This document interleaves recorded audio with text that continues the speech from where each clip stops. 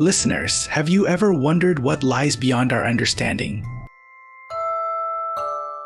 Have you questioned whether the stories we tell hold deeper truths? Echoes of warnings passed down through generations. Today, on Stories Philippines podcast. I'm Alex, your host, ready to accompany you into a world where the line between reality and the supernatural blurs into shadows and whispers.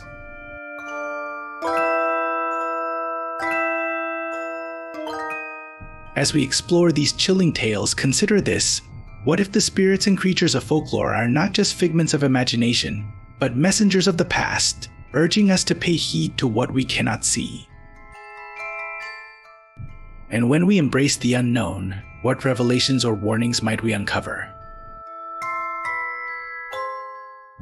Our first tale unfolds in the quaint town of Mahayhay, Laguna, an area steeped in history, known for its lush landscapes and ethereal ambience, almost like stepping into another era. Here, in a world where the natural and supernatural intertwine, our listener recounts a childhood encounter their friend, whom we'll call Anne, experienced. Picture this: Anne, visiting a friend's home, finds herself playing hide and seek, a game filled with suspense, excitement, and, if you believe in the tales of old, possibility of encountering spirits. The Filipino tradition is rich with stories where ghosts linger in forgotten corners, adding a spine-chilling twist to the most innocent of games.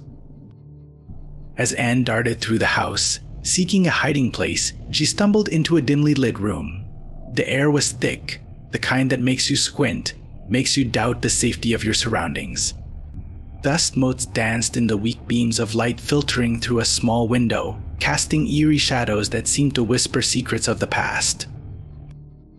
As Anne's eyes adjusted to the gloom, she caught sight of a figure, a little girl, perched on top of a cabinet, her legs dangling carelessly.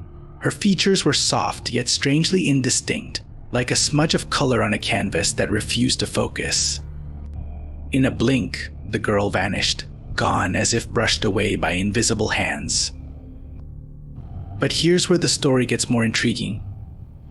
Anne didn't panic. Instead, she felt an odd calmness. Was it the innocence of childhood, a mind yet untouched by the fears that grip adults, or was it something else? Perhaps in that moment, Anne accepted this vision as a part of her reality, a comforting thought or an unsettling acceptance of the supernatural.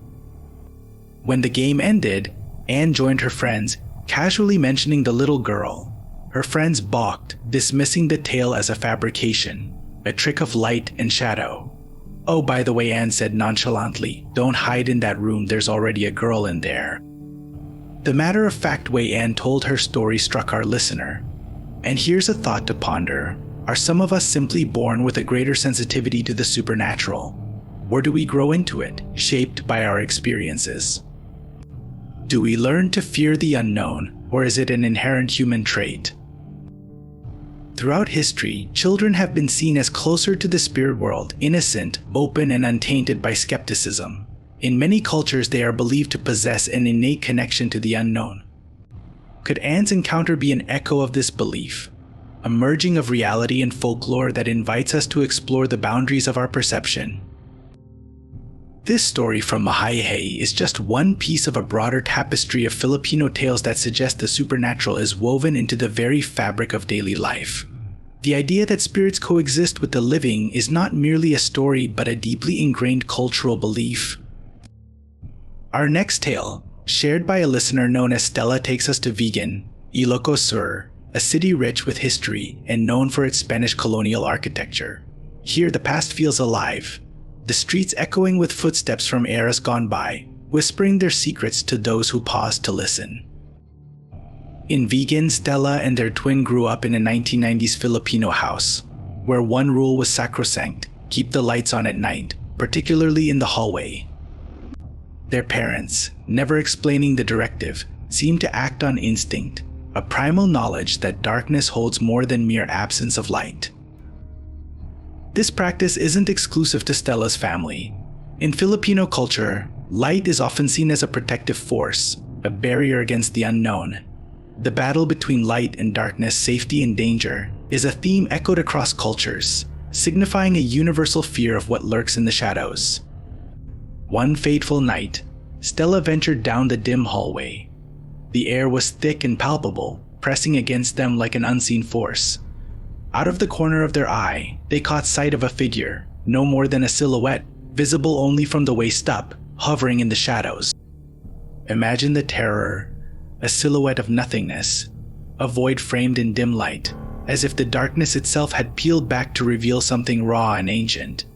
Though Stella couldn't see eyes, they felt the figure's gaze piercing through them, unraveling their composure thread by thread.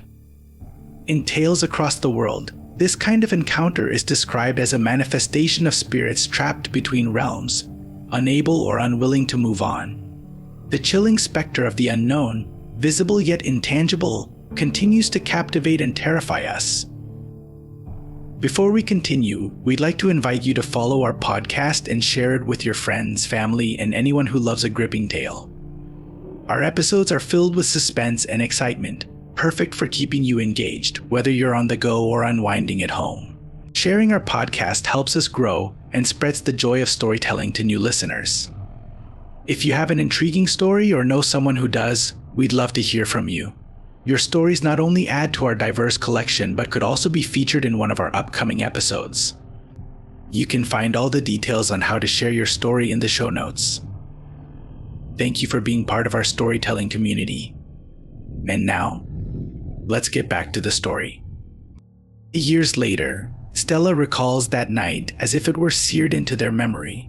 Was it a trick of the mind, or did they glimpse a fragment of a reality just beyond our own? Only days later, Stella experienced an encounter that took their fear to new heights. As they walked home from school, the sun dipped below the horizon, painting the sky in hues of orange and purple. In this fleeting twilight, a time often associated with magic and folklore, they noticed a woman walking toward them. She moved with an ethereal grace, her silhouette backlit by the dying light, a vision of beauty, yet her skin was as pale as moonlight on water. As she drew nearer, the world seemed to tilt and darken. The sun vanished in an instant, as if swallowed by the woman's shadow. The phenomenon defied logic. Could this encounter be linked to Filipino folklore, which often portrays mysterious women, such as the fabled Maria Makiling, as powerful, supernatural beings capable of influencing the natural world?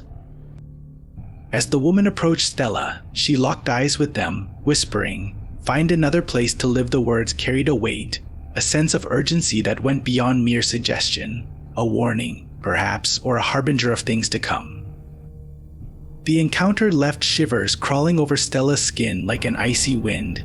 Legends of the White Lady, a ghostly apparition often seen on roads, blur the lines between myth and reality.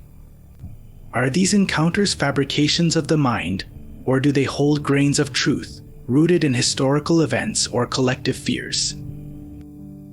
Returning home, Stella found the atmosphere had shifted. A tension hung in the air, as palpable as the humidity, and the house seemed different, charged with a new energy, foreign yet familiar. That night, the unsettling noises began. Objects moved of their own accord, shadows stretched into grotesque shapes, and a once familiar home felt like a stranger. Their mother noticed a peculiar occurrence in the garden. A swarm of cockroaches and frogs had descended as if summoned by some unseen force. In Filipino folklore, such phenomena are often linked to witchcraft or malevolent spirits, creatures like the Menenangle, a fearsome, half-bodied, bat-winged creature known to prey on the unsuspecting at night. The appearance of these creatures serves as a reminder of the porous boundary between the known and the unknown. As the family grappled with these strange happenings, they turned to the only source they believed might help, a priest renowned for his spiritual prowess. This decision was not taken lightly, for in Filipino culture, the act of inviting a priest to bless a home is both a plea for protection and an acknowledgement of the supernatural forces at play. Stella's family arranged a meeting with the priest, a figure draped in amulets and armed with rituals passed down through generations. His visit was unlike anything Stella had encountered before. blending tradition with faith, offering a glimpse into the Filipino belief in spirits and their influence on the physical world. The priest moved through the house, chanting prayers and casting sacred rice, a practice steeped in history, believed to purify and protect spaces from malevolent forces. The air grew tense, heavy with the scent of sanctity and fear, as if the priest were attempting to sever an invisible chain binding the household to its newfound tormentor. The priest's focus seemed anchored on Stella's grandmother, bedridden with illness. His actions suggested a spiritual tug-of-war, a battle waged not with swords, but with ancient incantations and faith. This act reveals the deep-rooted belief in the spiritual world present in Filipino culture. Rice, a staple in Filipino households, is not only a symbol of sustenance but also a tool in rituals, believed to ward off evil spirits and cleanse spaces, a practice dating back centuries. In the days following the priest's visit, tragedy struck. Stella's grandmother, weakened and frail, passed away. In her final moments, as her son, their father, attempted to ease her suffering, she bit his finger with an inexplicable ferocity. Imagine the scene, a desperate grip, the gnashing of teeth, a visceral final act that speaks volumes, yet leaves more questions than answers. The bite left a mark, both physical and emotional. Stella's father pondered whether this was a desperate attempt to transfer or ward off whatever entity had plagued her final days. This moment, frozen in time, raises unsettling questions about the nature of the supernatural. In many cultures, the act of biting is seen as a transfer of energy, a way to pass on a burden or gift. Could this have been a similar act, an attempt to protect or burden another with a spiritual weight? For Stella, the questions linger, haunting the periphery of their thoughts like a whisper, leaving them to wonder about the mysteries that shroud our existence.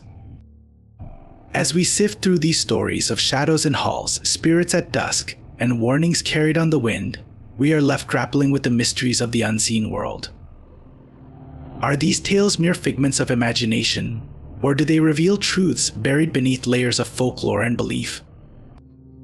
In the Philippines, where history bleeds into the present, such stories are woven into the collective consciousness. They serve as cautionary tales, reminders that the veil between the known and the unknown is ever thin.